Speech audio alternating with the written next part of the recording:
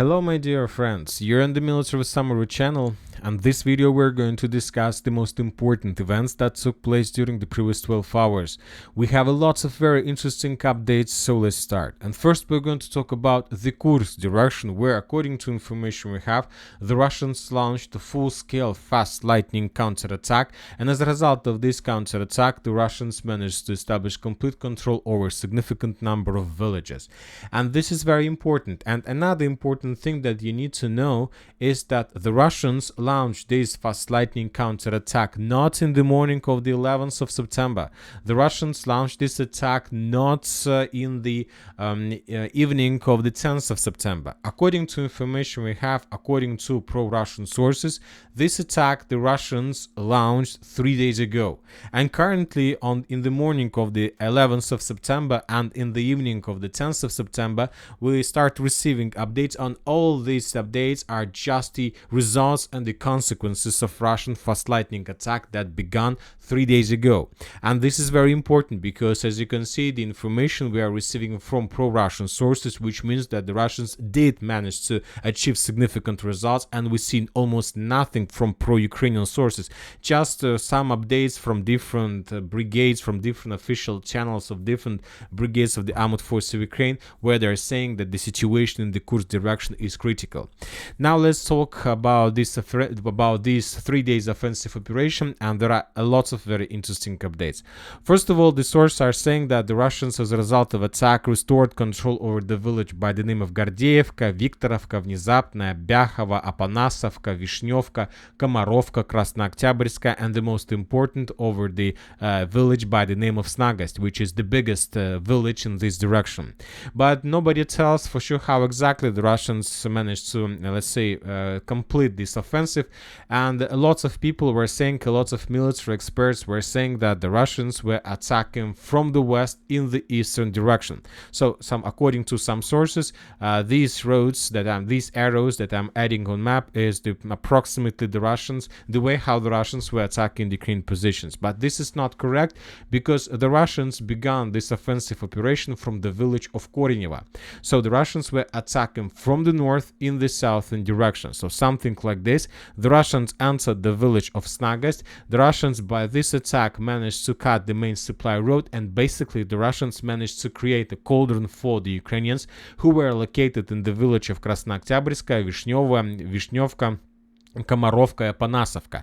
And this morning the Russian sources published the video of this attack, and in this video we can see significant number of armored vehicles and tanks of the armored forces of Russian Federation. This is the episode when the Russians were leaving the village of Korenyevo.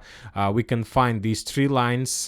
This is the tree lines we are talking about. So this is the beginning of the video. So the Russians were moving along the street of Snagatsky Shlях in the southern direction towards the village of Snagast. And as you can see, the Russians were using around even more than 10 armored vehicles and personal carriers. At some point, the Russians were split in two groups. One of the groups continued moving further in the southern direction. Another group moved a little bit in the western direction. So, as you can see, the Russians entered the village of Snagast. A lot of episodes of this video were geolocated. Now let's return back to map, and we will see how exactly the Russians were moving. So this is the beginning of Russian movement. So this is the beginning of the video. This is the area where the Russians split their group in two, and this is the moment when the Russians entered the village itself. And these geolocations on the territory of Snagast is the area where the Russian personal carriers and vehicles were spotted and discovered.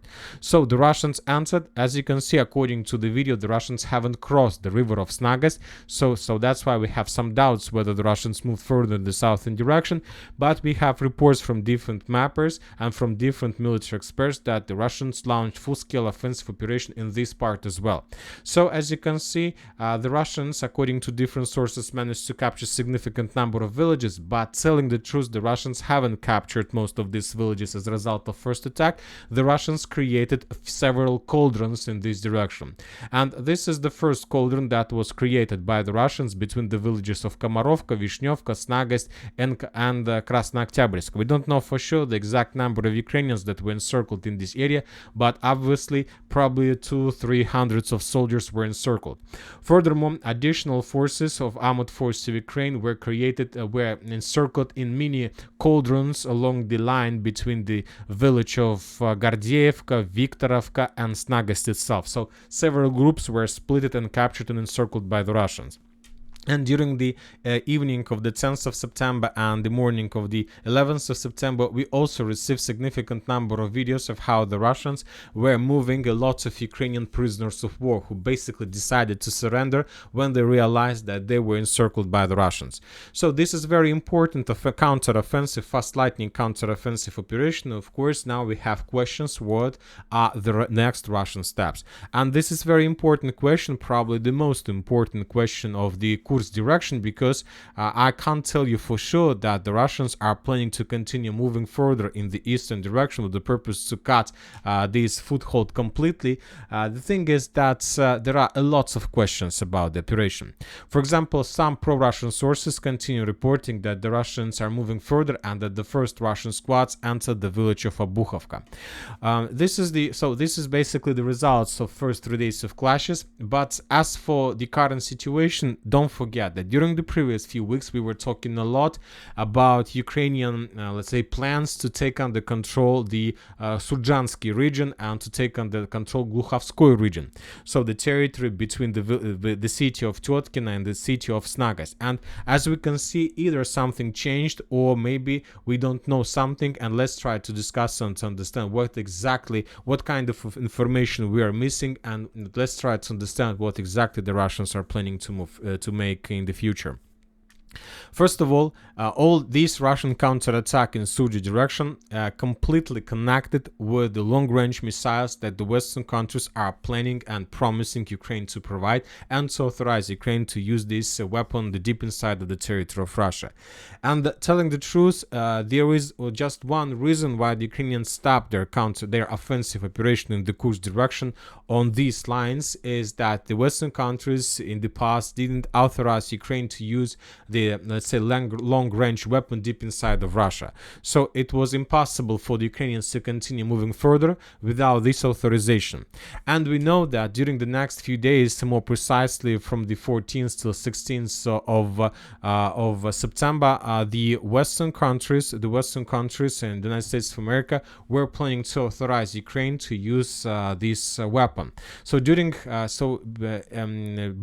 Anthony Blinken is going to arrive in Kiev, as you know, and during his visit to Ukraine, U.S. Secretary of State Anthony Blinken will tell Kiev that the U.S. will allow the use of the American attack missiles to strike Russia. So this is very important. Furthermore, we have additional updates that apparently the U.S. will cite the supply of Iranian missiles to Russia as official reason for granting Ukraine permission to strike Russia with Western long-range weapons if it is granted.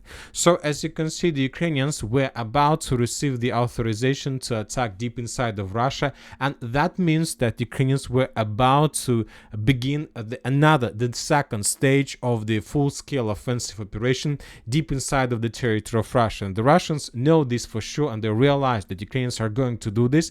And the most important, a lot of forces, a lot of brigades and battalions that are currently located in the Sudzha direction have been located here for a very long period of time. And the Ukrainians were keeping all these forces in this direction just with one reason, to get authorization and then to make a rotation, to bring the fresh forces in the Sudzha direction and then to begin full-scale offensive further deep inside of territory of Russia. Maybe also in Glushkovo region, maybe towards the nuclear Russian power plant, the Kursk atom power plant.